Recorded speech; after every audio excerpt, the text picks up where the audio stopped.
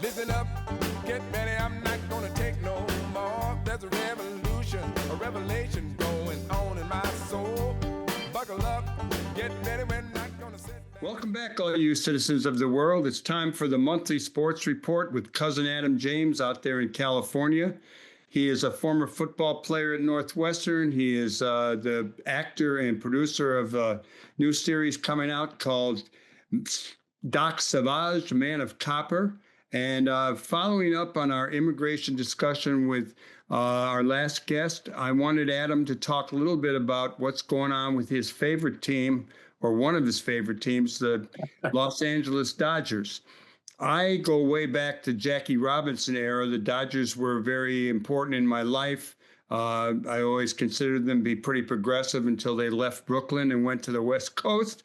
But I was seeing in the news information that there was criticisms of the Dodgers that they weren't taking a stand on immigration. Lo and behold, the next thing I know, they were keeping ICE from coming into their parking lot. So, Adam, you're the sports guy. You're living in L.A. You were at the demonstrations. Give us a little report on the Dodgers and ICE.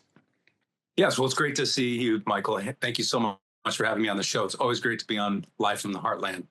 And yes, this is obviously something that's really impacting the community here in Southern California.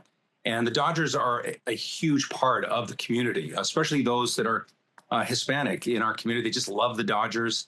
It's a big part of everyday life. And the Dodgers have been there throughout the process of standing with the citizens and with their fans. There was some concern that they didn't make a big statement.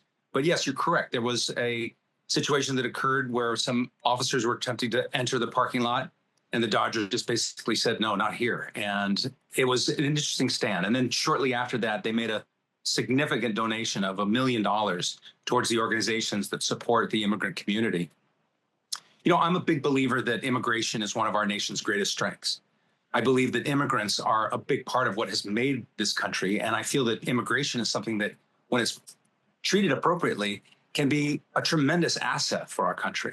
So it's interesting how the Dodgers have, of course, historically been a team that has used immigrants, as most of sports teams have. And, right. And they have positioned themselves as a sports team that has embraced this role. So I think it's really great that they have taken on this leadership position. Well, tell me a little bit about the demonstration you were at last week. We both communicate. I was in El Paso and was out at a demonstration there, and you called me from one of the demonstrations in LA.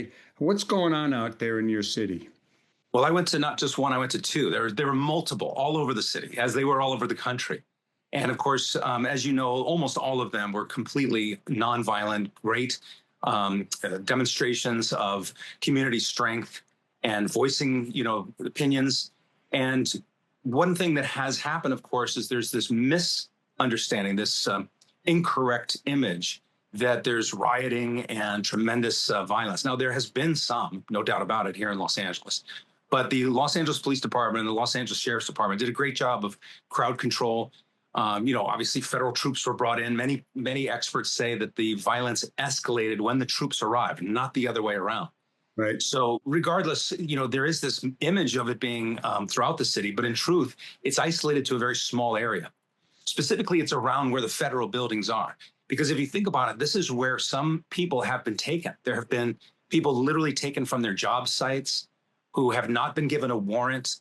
They have not had officers identify themselves and declare what they're being charged with. So family members and community members want to know what's going on. So they have gathered around these federal buildings demanding answers. And that's where there have been lines of tension and, of course, efforts by some to escalate that and make it more of an image of violence and noncompliance in our community.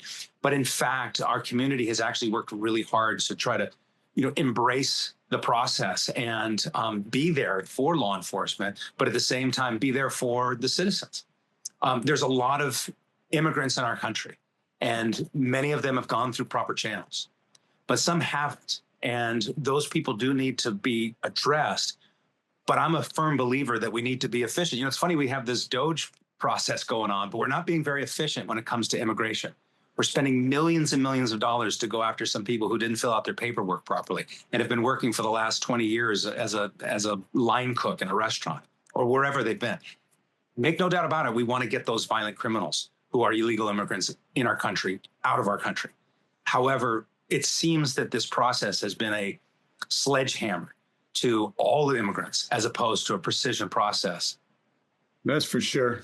Let me go back to the Dodgers because Yes. there's a book called Boys of Summer about the Dodgers in the old days. And, I could still name all the people from Andy Pafko to Carl Furillo, Roy Campanella, Don Newcomb. I mean, I was a Dodger lover. Yes. There's a book I didn't know about called Stealing Home, Los Angeles, the Dodgers, and the Lives Caught in Between. It's by a guy named Eric Nussbaum. And our friend Dave Zirin, who's been on the show, sports writer of some note, he said it's one of the 100 best books ever written. And what I saw in the little blurb about it was that, when the Dodgers moved west and then they were going to build a stadium in Chavez Ravine, I think it's called. It is. There were 3 Mexican communities there, Mexican-American communities. And there was a plan to build some public housing, but this was the 50s, and everything was communist this and anti-communist that, and there was something about a Red Scare, and so it wasn't built, the housing project, and it turned into the Dodgers project.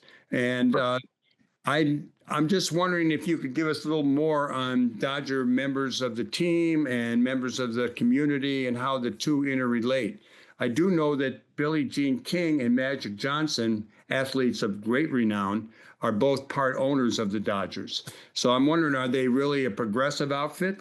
The owner of the Dodgers is now the owner of the LA Lakers. Correct. Yes. And I'm not sure what his politics are, but what do you know? What do you feel? Well, make no doubt about it, the Dodgers historically have come to Los Angeles. You made a comment earlier about how they were progressive until they came to Los Angeles. It could be argued that that was actually a really progressive move to try to bring baseball across the country, to build the West Coast fan base. It was daring. It was something that hurt Brooklyn and hurt the East Coast baseball community, but it definitely changed baseball forever. And then in regards to the Chavez Ravine and the tragedies that happened there in regards to the unfairness that occurred, that is a historical fact. Los Angeles has a pretty ugly history in regards to the treatment of Hispanics in our state, in our city, in this country.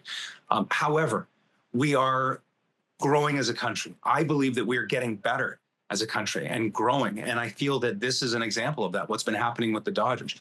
There's a man named Kiki Hernandez. He's one of the Dodger players. And he's not from Los Angeles originally, but he's a Hispanic man who's been embraced by the fans of this city, and he's embraced them right back. He has been very vocal about his position about ICE and about what's happening politically in our country. He's an example of what the Dodgers are all about. They are about community. They are about passion. They're about getting out there and playing hard and giving it all they've got. So, and I think that's true for the Cubs and for the White Sox and for every sports team that's out there, the Indiana Fever and the Chicago Sky. Hey, by the way, we didn't get a chance to talk about how great the Sky played last night. So for you sports fans out there, start watching your Sky.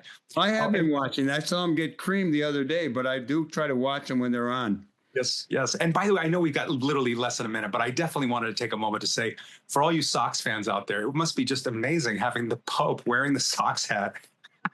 We're happy about that. Yeah, and telling everybody, go Sox.